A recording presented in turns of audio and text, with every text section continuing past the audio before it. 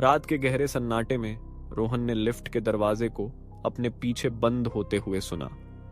Office की shift खत्म होने के बाद वह हमेशा की तरह अपने घर की ओर बढ़ रहा था। लिफ्ट पुरानी थी, लेकिन उसे इसकी आदत हो गई थी।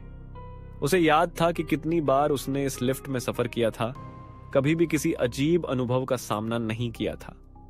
लेकिन इस बार कुछ अलग था।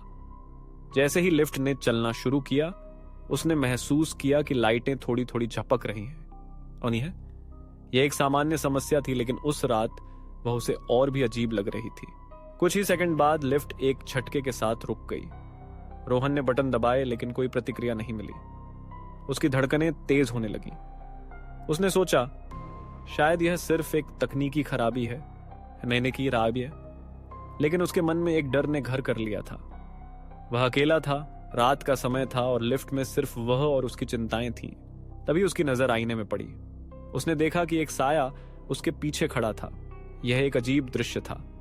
साया झुका हुआ था, लंबे बालों वाला, और उसकी आंखों में एक अजीब सी चमक थी। रोहन ने अपने दिल की धड़कनें सुनने की कोशिश की, लेकिन वह केवल अपने डर को महसूस कर रहा था। यह क्या है? उसने सोचा। उसने जल्दी से पीछे मुड़कर देखा, लेकिन वहां कोई नहीं था। वह पसीने से तरबतर हो गया। फिर उसने फिर से आईने की तरफ देखा। अब वह साया और करीब था, उसकी गर्दन के पीछे, जैसे कोई उसे घूर रहा हो। उस साये की उपस्थिति ने उसके अंदर एक ठंडी लहर दौड़ा दी। तुम मेरे साथ चलो, एक ठंडी फुसफुसाहट उसके कानों में गूंज उठी। यह शब्द उसके दिल में खौफ भरने के लिए काफी थे। उसे समझ में नहीं आ रहा था कि वह क्या करे। लिफ्ट अचानक जोर से हिली और फिर झटके के साथ नीचे जाने लगी। रोहन ने घबराकर अपनी आंखें बंद कर लीं। उसे लगा जैसे वह किसी अंधेरे गड्ढे में गिर रहा है। उसके मन में तरह तरह के ख्याल आ रहे थे। क्या वह कभी बाहर निकल पाएगा? क्या वह इस लिफ्ट में फंस गया था? कुछ सेकंड बाद लिफ्ट फिर रुक गई। दरवाजे खुल गए। रोहन ने बिना एक पल गंवाए भागते हुए बाहर निकला। उसका दिल तेजी से धड़क रहा था और वह पीछे मुड़कर देखने की हिम्मत नहीं जुटा सका। लेकिन जब उसने पलटा तो लिफ्ट में कोई नहीं था। केवल एक सन्नाटा था जो उसके कानों में गूंज रहा था। फिर उसकी नजर आईने पर गई। वहां धुंधले अक्षरों में लिखा था, फिर मिलेंगे।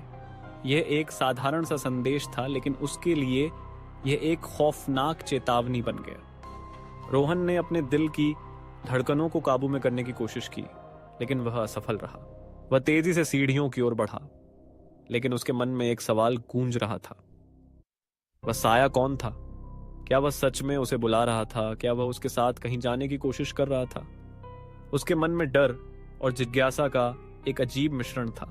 जब वह सीढ़ियों से बाहर निकला तो उसे ताजगी का एहसास हुआ, लेकिन उसके मन में वह अनुभव ताजा था।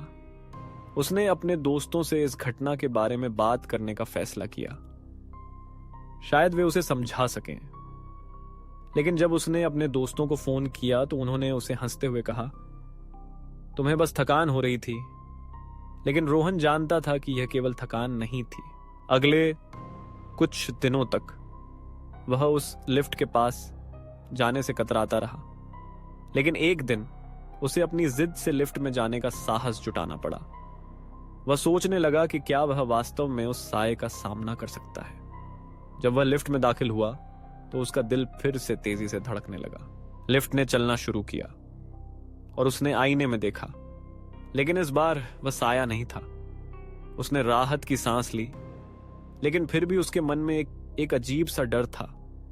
क्या वह फिर कभी उस साये का सामना करेगा? क्या वह कभी अपने डर पर काबू पा सकेगा? उस रात जब वह बिस्तर पर लेटा तो उसे वह ठंडी फुसफुसाहट याद आई। उसने सोचा कि क्या वह कभी उस साये से मुक्त हो पाएगा? क्या वह फिर कभी उस लिफ्ट में सुरक्षित महसूस कर सकेगा? उसने अपने मन को शांत करने की कोशिश की, लेकिन वह जानता था कि वह अनुभव उसे हमेशा परेशान करेगा।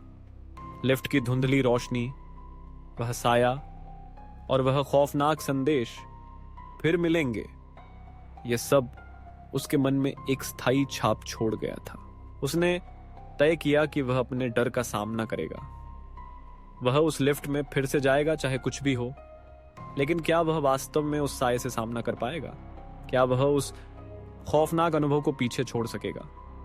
यह सवाल उसके मन में बसा रहा और वह जानता था कि उसे इसका उत्तर जल्द ही मिल जाएगा।